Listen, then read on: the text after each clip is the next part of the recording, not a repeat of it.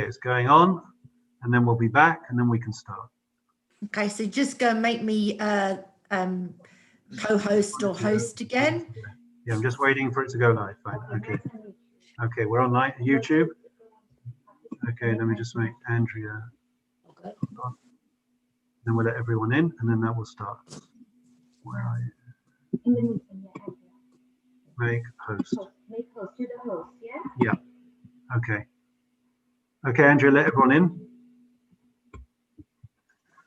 We're looking forward, Rabbi. Okay, I'm letting everybody in. Rabbi Haya, there is a token of appreciation of Rabbi Sachs's writings on the way to you. Oh, thank you very much. His last two books, which I know you'll appreciate. I knew him and appreciate he was a real gadol. Yeah, 100%. I'm letting everybody in. Rabbi Haya, there is a token of appreciation of Rabbi Sachs's writings on the way to me. Thank you very much. His last I know will appreciate. I knew him. Andrea, we need to get feedback from YouTube. Anything we can do? Mute everyone. I've muted everyone. Good evening. Good evening.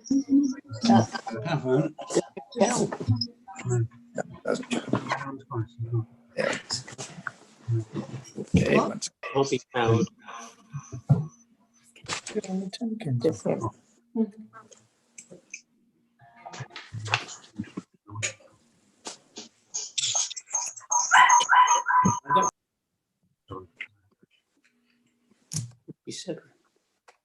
Okay. Is everyone in, Andrea? We ready to start?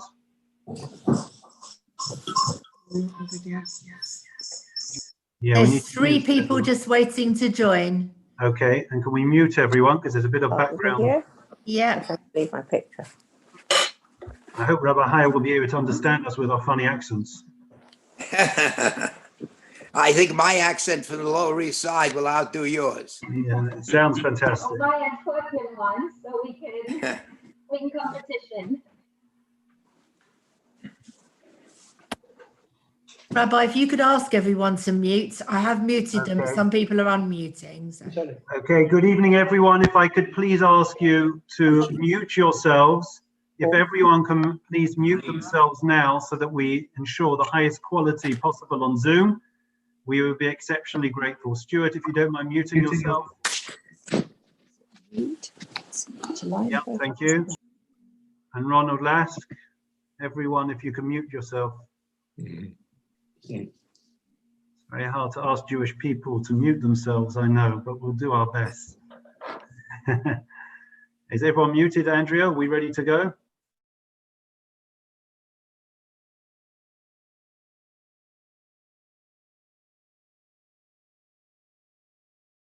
Yep, you're all good to go.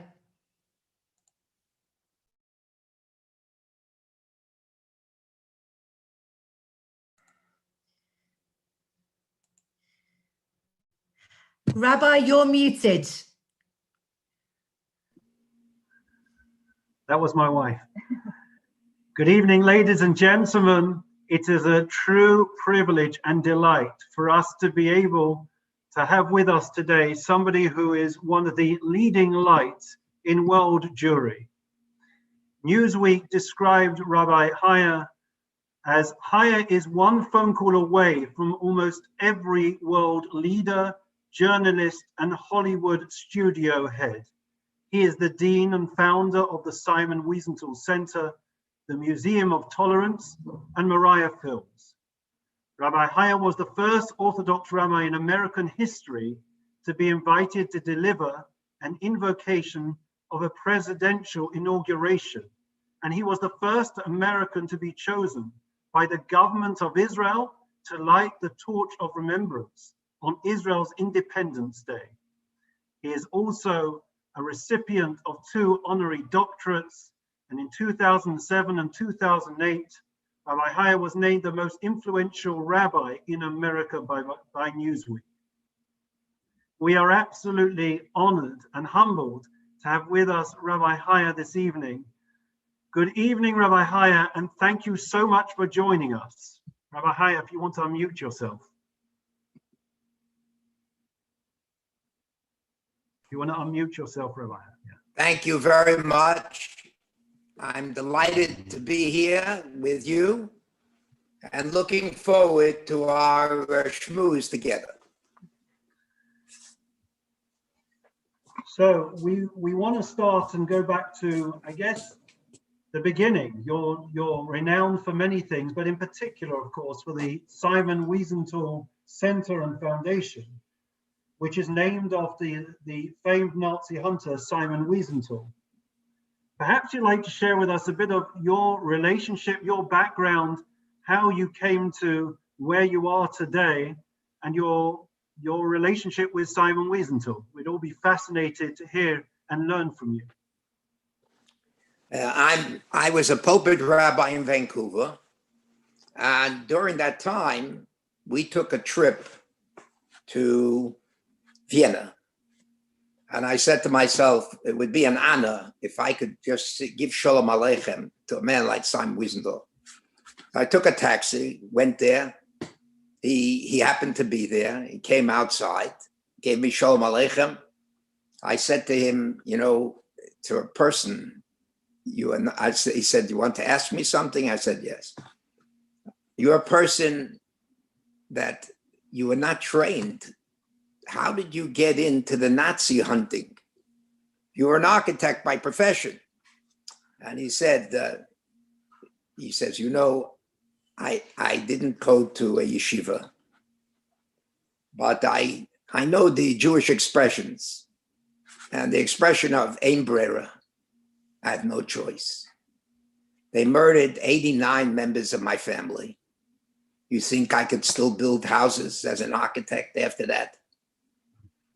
So I said, what could I do to make up for the 89 members of my family that they murdered? Go after those Nazis. And that's how I became a Nazi hunter. And I'll tell you one other interesting story that I think you will enjoy. Simon Wiesenthal. So later on, when I came to ask him permission to build it, to do the side, to give his name on the Simon Wiesenthal Center, he said, come over to the Intercontinental Hotel and we'll have a schmooze. And he knew I'm an Orthodox rabbi, so I'm not going to, except for maybe fruit, I won't do it. He knew that. But there was something I couldn't understand. So first thing I said to myself, maybe he has a hearing problem. He was speaking as if he was davening Rosh Hashanah Yom Kippur in front of 1,000 people, loud. The whole Intercontinental Hotel could hear what he's saying to me. And I thought it's, that maybe he doesn't understand. And he saw that I'm a little uncomfortable, that he's speaking as if for hundreds of people. So he says to me, Rabbi Haya, I see you want to know why I'm speaking loud. Let me tell you. I was in 5 or 6 concentration camps. There, I couldn't speak at all, say one word. And what happened? He said, I was in this camp. They told me, do not say one word. Otherwise, they will do terrible things to you. So now I'm sitting here in the Intercontinental Hotel, Rabbi Haya, with you. Take a look at the people around there. Are they bar mitzvah boys, 13 years old, or are they 70s and their 80s? Where do you think they was, these Austrians, during the war? You think they were defending the Jews? They were defending the Nazis. And I want to tell them, give them a message. Things have changed. Let's see now if you have the nerve to come over to tell a Jew, you can't do this. He says, you know what I will do with them? I go right over to their table and I say, what is your name? Or what did you do during the Second World War? Which army did you serve? And that's the kind of person he was. And the other thing I know about him, which I think people will never go. I used to tell all my friends, never go in a car with him when he drives. Because when you begin the conversation, he doesn't look at the wheel, he looks at you. And he turns in this direction and then almost an accident. I said, Simon, please, let's talk. He said, Rabbi Haya, if they didn't kill me in the camps, they're not going to kill me now. A beautiful story. Thank you for sharing, Rabbi Haya. So you've established so many amazing educational opportunities, and your life's work really has been about tolerance against discrimination, anti-Semitism. Where are we now? With all your work, where are we in terms of anti-Semitism, racism? Have we made any progress, or are we actually regressing? Well, the truth be told that we have made tremendous progress. The Rabboni Shalom gave us a great miracle, the state of Israel. We are not in a situation now where nobody is going to go to defend the Jewish people anywhere in the world, because we know for sure one nation will, even if all the other nations decide not to, the state of Israel. And I want to say that, you know, it's very interesting that you asked me a question, where are we now? Well, take a look. We created, let's say, I don't like to say, but I'll tell you, when we created the Simon Wiesenthal Center, I honestly didn't know who would come. I said to myself, you know, some survivors came to me and they said, Rabbi Haya, nobody wants to talk about that, what happened. It's a waste of time now. You're not going to get anybody. Well, let me tell you, since the center opened its doors, we have 7.5 million visitors, the overwhelming majority non-Jews. We had 4 presidents of the United States, 6 prime ministers of Israel. By the way, Tony Blair liked very much his visit at the Simon Wiesenthal Center. When we showed him the Hitler letter, he couldn't believe it. We have the only Hitler letter. Most people think that Hitler started his ideas in the 1930s, the early 30s, when he went to Germany and became a politician. But people don't realize that there was a letter of September 16, 1919. In that letter, September 16, 1919, signed and dated by Adolf Hitler, he wrote, first of all, he had a sentence where he blamed Jews for the Spanish flu. That's what he had in mind. And then he said, we have to do something about the Jews. And he said, my program is the final objective would be the total removal of the Jews altogether. He dated it and signed it. 22 years later, he begins implementing exactly what he wrote in that letter. So people think, you know, oh, Hitler, he knew in 1919, he already had the idea to destroy the Jews before he ever met a person by name of Himmler or Heydrich. It was his idea, and he didn't need any partners.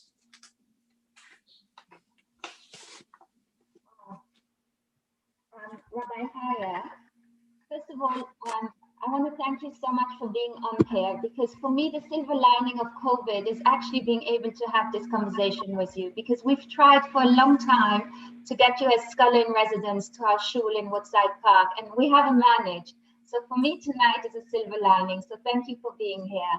And I'm also feeling personally very emotional. And I wonder if it's because I'm the daughter of a Holocaust survivor, as you know, most probably from my sister. I'm sure she must have shared the story of our family with you. So just listening to you, I'm just feeling very emotional. And the question I want to ask you is, you know, we're on the question of anti-Semitism. And with everything that we see in the media today, do you think it's worse in Europe today, or do you think it's worse in the States? Well, I think that both are problematic. I want to tell you something. Baron de Rothschild, the Simon Wiesenthal Center, we were active. We joined the United Nations as a nonprofit, and we did many programs for them in Africa that they asked the Museum of Tolerance to do. So we came up with an idea. How about an exhibit that we will pay for, but we want the United Nations, UNESCO, to be our partner. We pay for everything. The 3,500-year relationship of the Jewish people with the land of Israel, and to send that exhibit everywhere in the world, 30 panels. So there was a whole tumult. The Arabs, of course, the Arab states were going crazy. And in the end, they opened it because the United States threatened to pull out. So basically, they opened the exhibit, and Baron de Rothschild, there was a taxi strike in Paris. So, and Baron de Rothschild couldn't use his car because his driver was not available. So he walked 2.5 miles to open the exhibit. And when I said, why? Well, you know what? He said, this is a most important thing. The United Nations knows everything. The only thing they don't know is the state of Israel. Every country exists for them. But when it comes to the state of Israel, there's a double standard. And we have to end the double standard. We have to tell them, Isaiah didn't live in Portugal. Jeremiah didn't live in Paris. Isaiah didn't live in Germany. They lived in a place called the land of Israel, which wasn't born in 1948. It was born a long time ago and was the place of sojourn of the Jewish people. And UNESCO had no choice. And they put the exhibit on, and it said co-sponsored by UNESCO and the Simon Wiesenthal Center, because we said to them, if you don't do it, don't ever come to the Museum of Tolerance, that we should co-sponsor another exhibit, because we don't like one-way streets. So following on your answer, you know, you set up this amazing institution in 1977, the Simon Wiesenthal Center, and it stood for tolerance and for all the other impressive values that it stands for. Has the center's aims and objectives changed since then, or has it stayed the same? Are we still in the same? No, it changed dramatically. Non-Jews, it's essential. Of course, we have to teach the new generations of Jews what happened during the Holocaust and the anti-Semitism. But if we don't reach out to non-Jews, we'll be talking to ourselves and we won't have any friends. Museum of Tolerance reaches out to the non-Jewish community, and non-Jew, the Dalai Lama came to the Museum of Tolerance. He said, unbelievable. He couldn't believe it. King Hussein became a member of the Museum of Tolerance. When the king had surgery in the eye clinic here in Los Angeles, I went to visit him. So he takes out a wallet. He's a king. He takes out a wallet that I'd be ashamed to carry. An Alton wallet that looks to me like, you know, it would be an embarrassment. And I'm thinking to myself, what is he taking out this wallet? He's taking out the wallet to show me his membership card of the Simon Wiesenthal Center and Museum of Tolerance. And I said to myself, that's the point, to influence non-Jews. It's true, we cannot, the Jewish people, how many are we? We cannot, you know, if we don't have any friends out there. So when people say, well, you know, evangelical Jews, the evangelical Christian, yes, we need them. Evangelical Christians are going to be with us. And, you know, people don't know. They say, oh, you know, now there's an issue going on with the vaccine. So the Palestinians, the ones they're saying, we're in the back of the line, etc. And it's not right, etc. It's not true at all. The only one who's in the back of the line, Israel has a rule. If you pay taxes, you could be an Israeli, you can be a Palestinian. If you pay taxes, then you get the vaccine. Later on, you have to wait because there are other people who didn't get it and they happen to come first. They say, no, this is discrimination, etc. It reminds me of the fact most people do not know this fact. I know it because we do documentaries. So I make a point of telling everyone about this in case they forgot about this. They all remember the ceremony with Clinton, Rabin, and Arafat at the White House. And it was Molei Simcha. Everybody thought, wow, these are the Messianic era. Mashiach, this is the messianic times. And what happened? What happened is everybody goes home, all the players. Arafat goes home. Now, Arafat, who won this, now with Rabbi and all that, it became a big, so now he wants to go to Gaza. Wants to be welcomed there because he was never there. So he goes to Gaza. What did he take with him? Nobody knows. If you ask 9 out of 10 people, they say, we don't know. What happened? What do you mean? He didn't go in a regular car or truck. He had a special truck made. Underneath were weapons and a few terrorists. And he took them into Gaza, saying to the Hamas people, don't consider that I'm your enemy. Look what I brought you as a present here. Just a few weeks after he stood in the White House to give his big speech on his way to the Nobel Prize, he's going to do this. And to Hamas, he says, he winks, rely on me. Don't think I'm with them. But the world doesn't say a word about that. What would have happened if it were the other way around? And a prime minister of Israel would have made his first appearance and he would bring weapons underneath his car. The New York Times, the BBC, front page. Take a look if this was in the front page of these papers. Not a word. Now, Haya, you are a staunch supporter of Israel.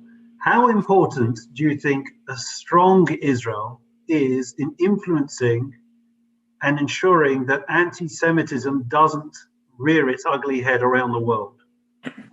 I think as good, look, I'm an American citizen, proud American citizen, and love the United States of America.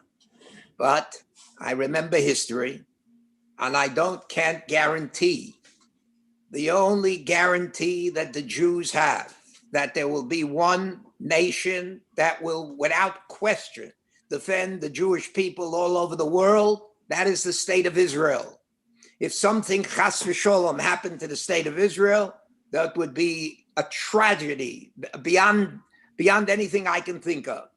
The state of Israel will always be there for the Jewish people. And I want you to know something. The world also forgets, we happen to own the originals. So we look at these pictures sometimes. Someone donated them to us. And, so we have copies of this. And that is, people do not know that the Palestinians want to present themselves. We are loyal and abide, etc. Where was the Grand Mufti during the war? We have pictures of him smiling as he accompanies Heinrich Himmler to a concentration camp, smiling beyond it, saying, Größe Gedilla, look at this, what I was zeicher. And then what happens? The portrayal in the world is, no, the Grand Mufti, and where was the Grand Mufti during the war? He was with Adolf Hitler and Heinrich Himmler. Those were his chaverim. So we have to apologize for them, for the Palestinians. So the state, if we don't have the state of Israel, ochem vei to the Jewish people. Thank God there is a state of Israel, and they will defend Jewish pride all over the world. Without the state of Israel, I say we have a lot of yeshivas. There are day schools. There are in the Orthodox community, in the conservative community, in the Reform community. None of it would have happened. I think Rav Soloveitchik said there was a poll in 1946, and the poll suggested that 60 in the mid 60s of Jews said we're seriously considering leaving the Jewish people because of what happened during the Holocaust. So the state of Israel, when the state of Israel was born, Jewish life was recreated not only in the state of Israel. Because of the state of Israel, there's day schools in the United States, in Great Britain, in Canada, in other countries.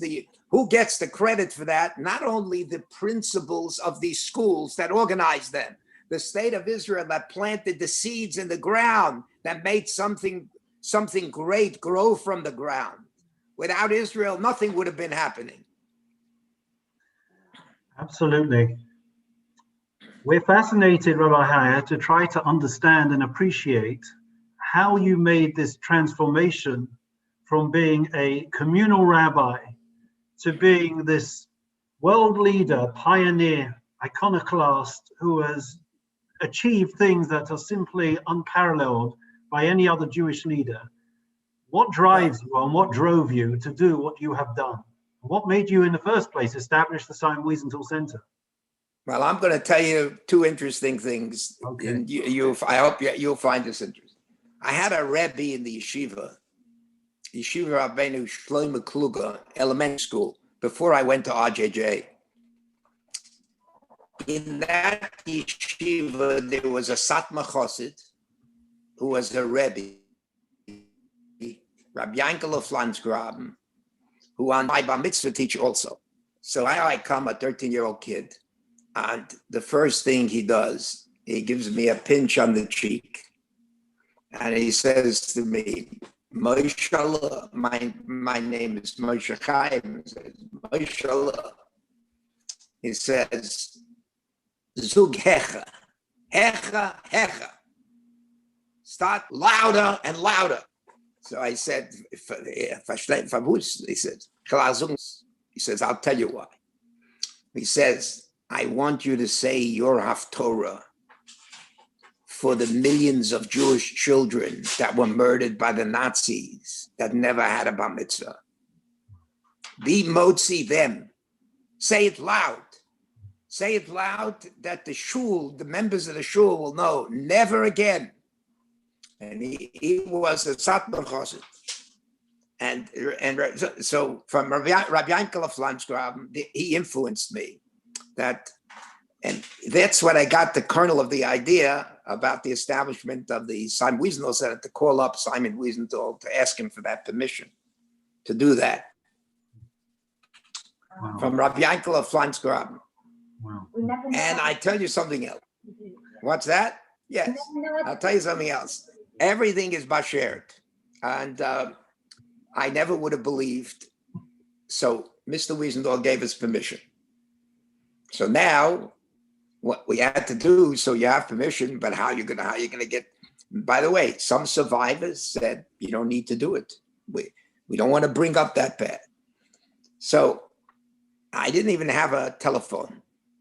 We bought the building, and I had a long extension wire, but so I put the long extension wire about 150 feet, and we were then trying to build a building, and this was my only telephone.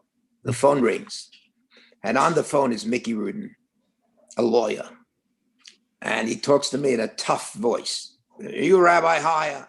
I said, yes. Mickey, are you going to be in your office for 2 hours?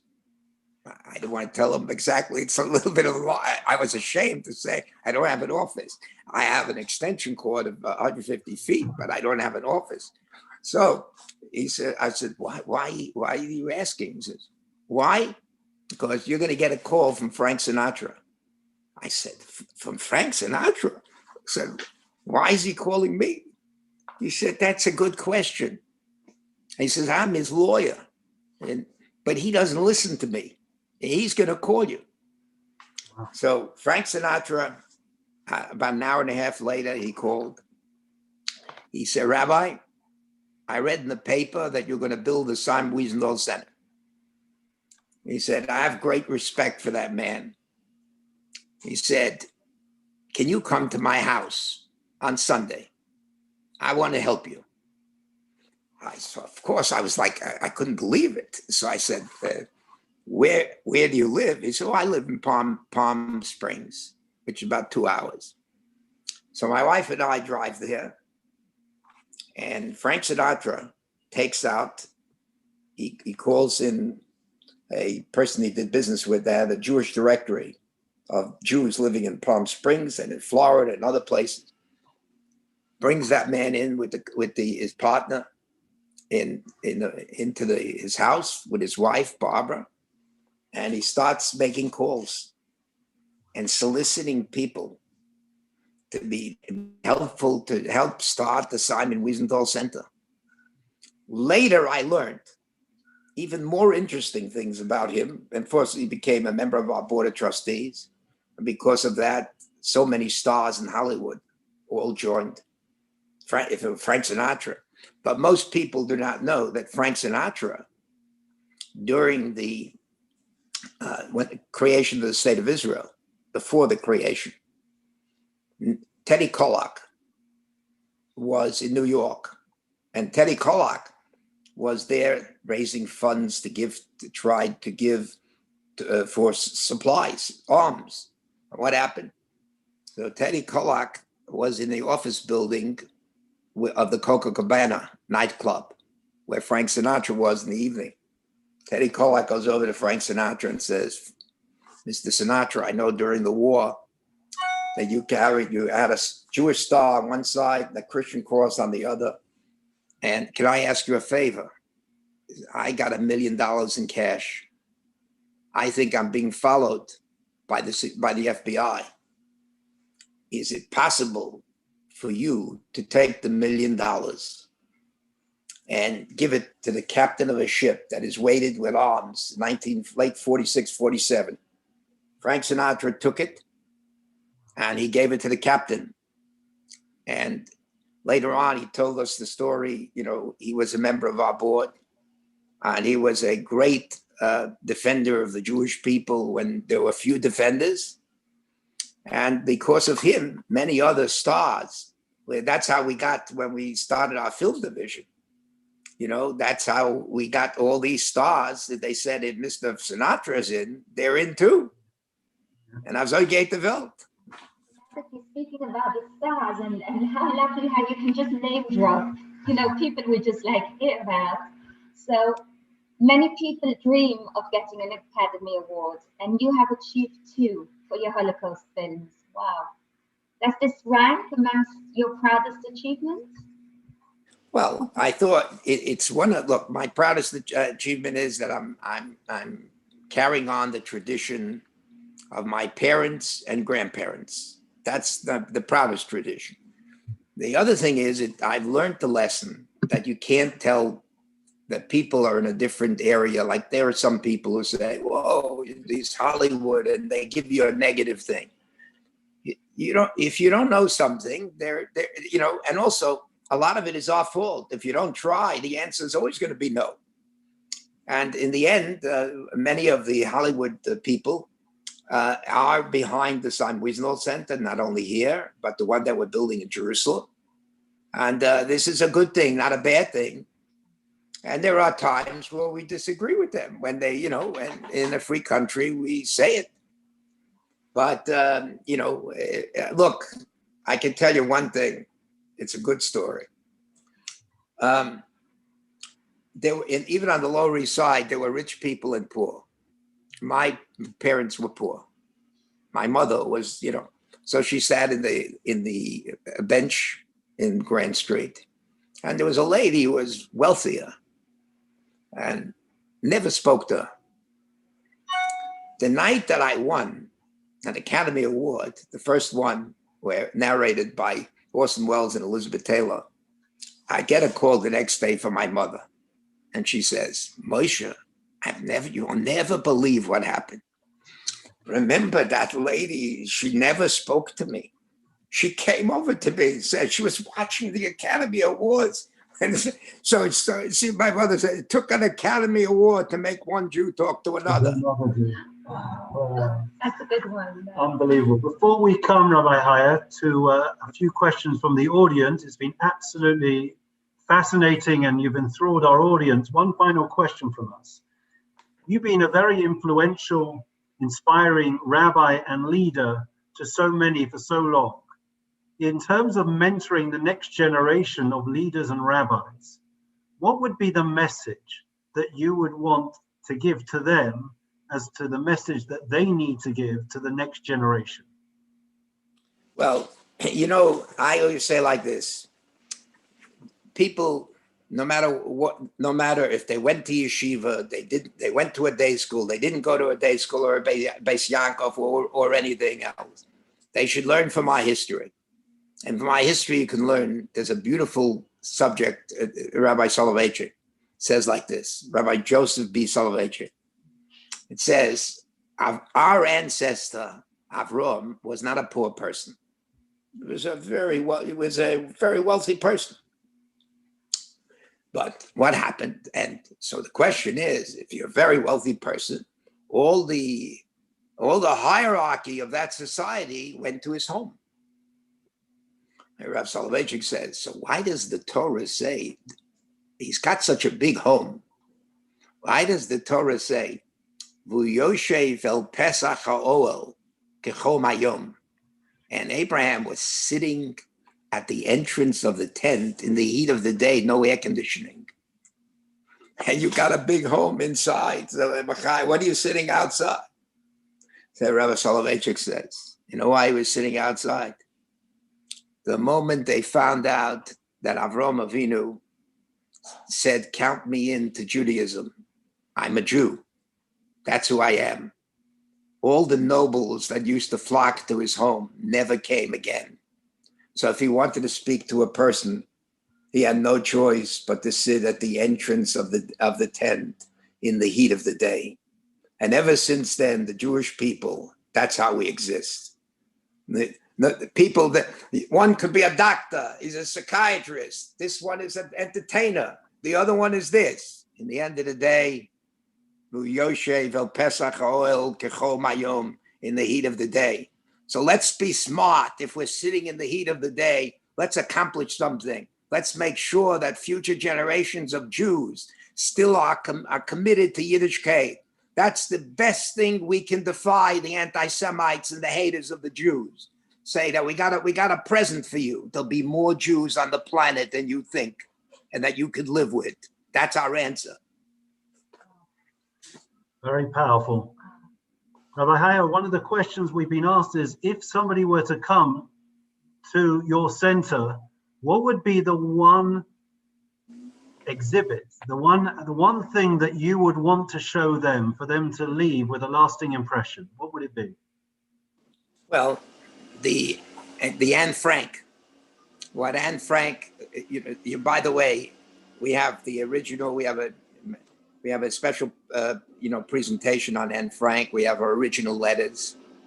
And we did something that is very unusual. We fulfilled a dream of hers that she couldn't do. Her dream, she said, just before, the tragic, that what occurred to her, she wrote, she would one day love to come to Hollywood. So what did we do? The exhibit faces the windows. They are large windows. And if you go through the exhibit, you'll see, you turn around and you look out the window and there are the hills of Hollywood. You say to Anne Frank, Anne, you were not Zocha, but the Jews are still here. We remember what you did for us. And because of what you did for us, there will always be Jews on the planet. That the answer to all of our sonim is, get ready for the future. The future is going to be more Jews than you can handle. Beautiful, beautiful. We've come to the end.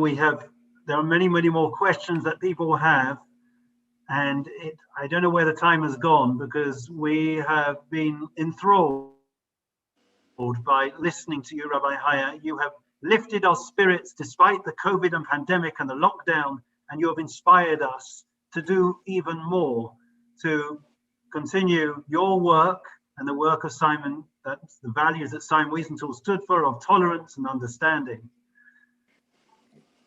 Sorry, just before we finish, I have one more question, and I've been told that I should take it. Okay. The final question is, help us understand the transition from pulpit to your current role. What's that? People want to understand how you made the transition from being a pulpit rabbi to being to your current role. Well, I was a rabbi in Vancouver, and I used to look at the shul. On Yom Noraim, we were packed, 1,300 people. And on a regular Shabbos, 100 people. so I said to myself, where are the people? And so what happened was, I said to myself that, look, we go over the Sedra, the rabbi speaks, we have a shir, etc. But there's got to be a better way than where we can reach people. I said to myself, you know what? That it wouldn't be a bad idea to create such an institution. And then I said, the best way of doing it also is to make sure that that institution produces movies. Because there are people not coming to shul, but they'll go to see a movie. And that's how they'll learn. In other words, our sages did not tell us that, I'm sure Avraham Avinu would be masculine, that when you meet your first Jew, you say, come on into my house. Let's start learning Bava Kama. And so he started learning Bava Kama. Before there's a Bava Kama, there has to be a commitment. Something has to move in the person's heart and mind. So I said to myself, I can't do that in the pulpit, because a pulpit, you have the members and you have the community, but you can't go beyond there. For the Sein Wiesenthal Center, it would be possible to do that. And we called it Mount Moriah, because that's where Avraham Avinu, that's where it started. So our film division is called Moriah Films, meaning what's the purpose of our film? That you should never forget Moriah, Hara Maria, what the Jews did for mankind, and that the Jewish people were created. So I said, you know what? I was 16, 15 years in the Rabbonis. Now it's time to next phase. Rabbi Haya, I have to tell you that as has just been commented by Gary, one of our members, you really were and are a pioneer. You're ahead of your time. Many rabbis are just waking up to the digital age and the fact that we have to make movies and we have to come out of the synagogues to the people. You were ahead of your time and did this and have done this for however many decades. You really have been an inspiration. We know that we say, Ki mitzion teitzei Torah, Udva Hashem Yerushalayim. I think we could paraphrase it and borrow it from the Simon Wiesenthal Center, Teitzei Torah. The values of our Torah are coming out and are bringing a tremendous bright light and warmth of morality and coexistence and tolerance and love to each and every person in this world. Please God, your voice and the voice of your institution will continue to resonate the world at large. And we wish you health and continued koyach and success in all your endeavors. On behalf of Woodside Park, on behalf of everyone in the United Kingdom, thank you, Rabbi Haya, so much for taking time out and joining us tonight. Wishing you so much. It was my pleasure, and as they say, they'll always be in England. Thank you so much, everyone. Good night. Good night from us. Take care. All the best. Good night. Thank you so much. Thank you, Rabbi Haya. Thank you. Thank you. Bye.